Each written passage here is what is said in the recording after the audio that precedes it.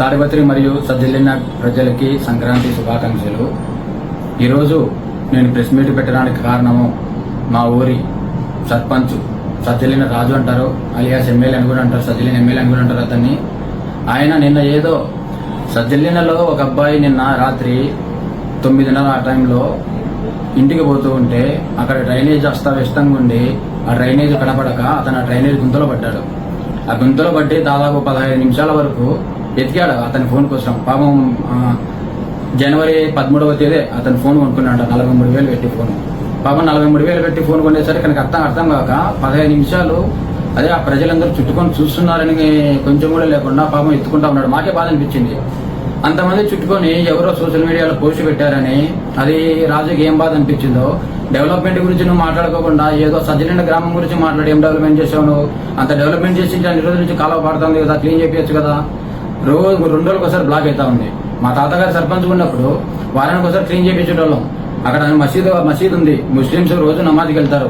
వాళ్ళు మాకు చాలా బాధపడి చెప్పారు, అన్న ఇది ఒక్కటి దీనికి పరిష్కారం చూడండి. వాళ్ళు చాలా పవిత్రంగా భావిస్తారు మసీద్కి వెళ్ళేటప్పుడు. మా బురద నీళ్ళంతా తుక్కుంటా మసీదులకు ఎలా వెళ్తారు? మీకు తెలియదు అది. మాకు ఆ గ్రామ ప్రజలు ప్రతిరోజు మాతో కుర్రోముర్రని మొత్తుకుంటున్నారు. ఎందుకంటే మేము గవర్నమెంట్ లేము కదా, మాదేం సాగనివి నీకు తెలిసిందో కాబట్టి మేము పట్టించుకోలే. కాకపోతే నిన్న ఎవరో సోషల్ మీడియాలో పెట్టారని మా గురించి నువ్వు చెంచాకాలని మాట్లాడుతున్నావు. అంత మాట్లాడాల్సిన అవసరం ఏముంది రాజు నీకు? నువ్వు అభివృద్ధి చేసినా అంటున్నావు. బెటాలియన్లో 300 పట్టాలు ఇచ్చా అంటున్నావు. దానికి ముందే మేము 400 పట్టాలు ఇచ్చాము. అది కూడా నువ్వు తెలుసుకో. నువ్వేదో నీ జోబులను తీసిచ్చినా అని మాట్లాడుతూ ఉన్నావు. నువ్వు పెన్నా అల్ట్రాటెక్ బిఎంఎం నుంచి సిమెంట్ తక్కువ ధర తెచ్చుకొని ఇసుక క్రమంగా తోలుకొని నీళ్ల ట్యాంకులు నువ్వే పెట్టుకొని నువ్వు సొమ్ము చేసుకోలేదా? చెప్పు, నువ్వు సొమ్ము చేసుకోలేదా? నువ్వు ఆ సొమ్ము చేసుకున్న దానికి మళ్ళీ అన్ని ఎందుకు మాట్లాడుతున్నావు? సజ్జలిన రోడ్లు వేసిన అంటున్నావు. మేము వేసిన రోడ్ల మీద నువ్వు రోడ్లు వేసినావు. కోటి రూపాయలు పెట్టేసినావు. నీ జోగులు చేసినావా? దాన్ని నువ్వు కమిషన్ తీసుకోలేదా? దాని గురించి మాట్లాడు. నువ్వు కావాలంటారా? నీకు ప్రెస్ మీట్ పెట్టుకొని చూపిస్తా. నేను ప్రెస్ మీట్ పెట్టి చూపిస్తా. నువ్వు మా రోడ్ల మీద ఎన్ని రోడ్లు వేసినావో. నువ్వు సొమ్ము చేసుకుంటున్నావు, సొమ్ము చేసుకో. అంతేగాని మా గురించి ఎందుకు తప్పు మాట్లాడతావు? మా తాతగారు 10 ఏళ్ళు సర్పంచ్ చేశారు. సర్పంచ్ చేసినప్పుడు నువ్వేమంటావు? పింఛన్ ఇవ్వడానికి మా ఇంట్లో సామాన్లు బోకులు కడిగితే పింఛన్ ఇచ్చుంటామా? నువ్వు చూసినావా? లేకుంటే మీ కుటుంబంలో ఎవరైనా పంపించినావా మా ఇంట్లో పనిచేసేకి? నోరు ఉంది కదా అని అద్దు బదులు ఏమైనా మాట్లాడితే ఎవరు కాదు పెట్టుకొని కూర్చోలే. నువ్వేదా అన్నావు మళ్ళీ. ఈసారి మాటల్లో కాదు చేతల్లో చూపిస్తాను. చూపి 2 సార్లు చూపించినావు వాళ్ళ చేతలతో. ఒకసారి కాపుల ఇంటికి పోయి వాళ్ళ ఇంటి మీద పోయి దౌర్జన్యంగా పోయి వాళ్ళ మీద గొడవ పోయినావు. మొన్ననే ఒక నెల కిందట 15 రోజుల కిందటే ఎస్సీ వాళ్ళ కాలనీకి పోయి నీ అనుచరులను పంపించి గొడవ చేయించినావు. సజ్జన ప్రజలకి ఇదంతా తెలియదు అనుకుంటావా?